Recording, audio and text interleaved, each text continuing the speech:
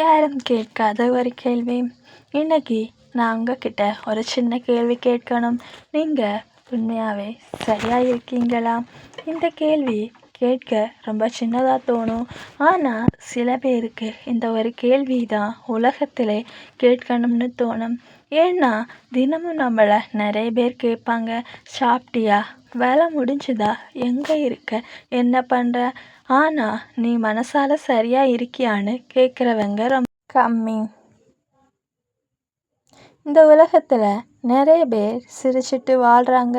ஆனால் அந்த சிரிப்புக்கு பின்னாடி என்ன கதை இருக்குன்னு யாருக்கும் தெரியாது.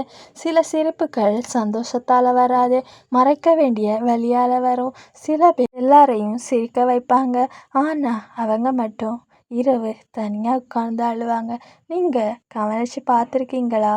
பகல் நேரத்தில் நம்ம பிஸியாக இருப்போம். வேலை, நண்பர்கள், ஃபோன், சோசியல் மீடியா.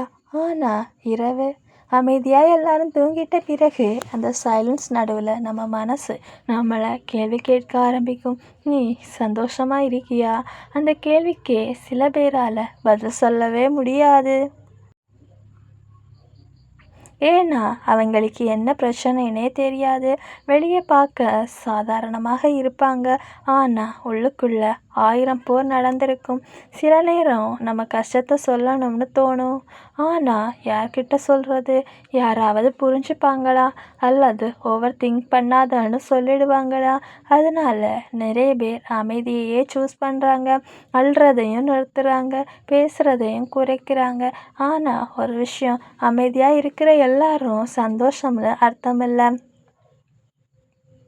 சில அமைதிகள் ரொம்ப சத்தமாக வலிக்கும். ஒரு கட்டத்தில் நம்மளை நாமே கேட்க ஆரம்பிக்கும். நான் எல்லாருக்கும் முக்கியமா? நான் இல்லைனா யாராவது தேடுவாங்களா? ஆனால் இப்போ இந்த வீடியோ பார்த்துட்டு இருக்கிற உங்களுக்கு ஒரு விஷயம் சொல்லணும். நீ முக்கியம். இப்போது உன்னை யாரும் புரிஞ்சிக்கலைனாலும் ஒரு நாள் உன்னுடைய மதிப்பு புரியும். இந்த இரவு கடந்து போகும், இந்த வழியும் கடந்து போகும்.